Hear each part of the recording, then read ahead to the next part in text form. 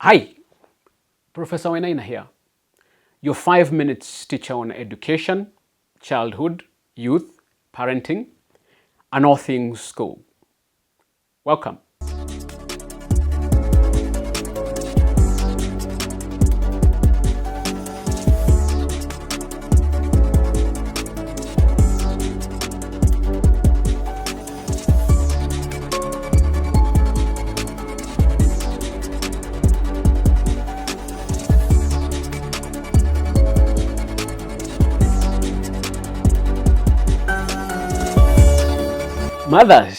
Mothers, despite your best intentions, turning your boy into a man requires something that you simply cannot provide.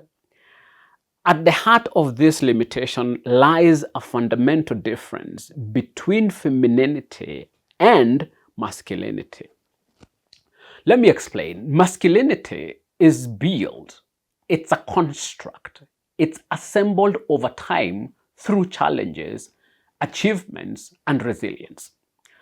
But femininity is preserved, enduring with qualities that are sustained rather than constructed. Granted, you as a mother can shape many areas of your son's life. Masculinity is not one of them. This difference stems from a basic reality.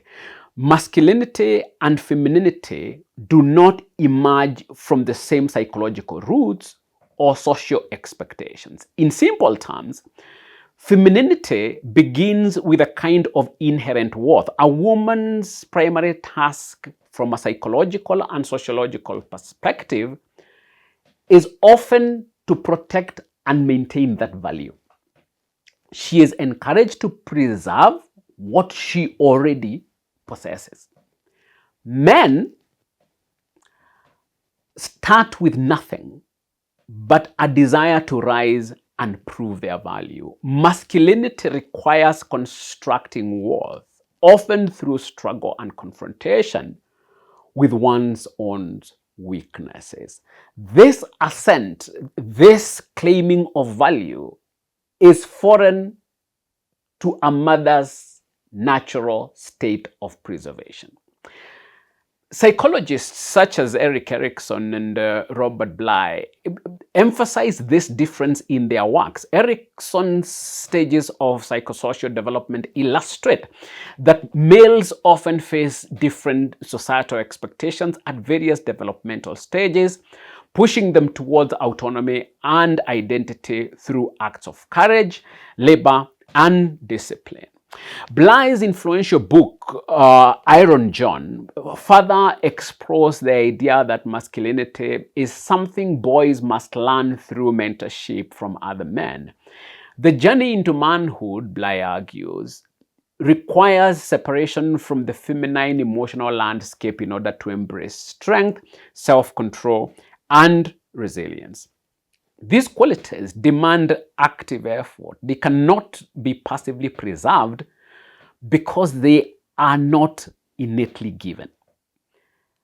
As a mother, your natural instincts are to protect and to shelter, and these are invaluable. We get it.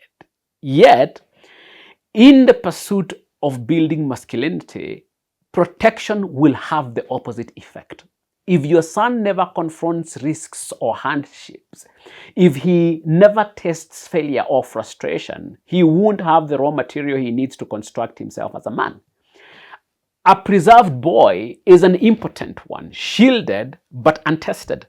A man is formed by exposure and pressure, by facing what he is not sure he can overcome. This is why fathers or father figures play an irreplaceable role. They bring with them the expectation that a boy must one day stand on his own, accept responsibility, and most importantly, act without the promise of emotional cushioning that he would expect from his mother. Think of masculinity as an ascent to an independent identity that only comes from moving out of nurturing mothered spaces and into approving unmothered masculine space. a journey up a steep and jagged mountainside where each step requires strength, each stumble teaches resilience, and each ascent builds confidence. You cannot lift your son up that mountain. He must climb it himself. You may watch and you may offer encouragement, but if you try to carry him, he will never learn to stand on his own. In a sense, you can only teach your son how to hold on to something, but holding on to what has not yet been earned is like trying to grasp empty air. You ruin him. Ultimately, turning a boy into a man is a transformation that demands a foundation only men can provide. Masculinity is not inherited through love or protection. It's forged through trials, by learning to stand firm, to take on burdens, and to carry one's own weight. As a mother, you offer the irreplaceable love that forms the cornerstone of your son's emotional well-being, yet you cannot make him a man. That requires something else. Steel forged only in fire, not in safety, and by men. For a boy to grow into a man, he must rise from the valley on his own, claiming his worth in the world of men with each step he takes. Let him.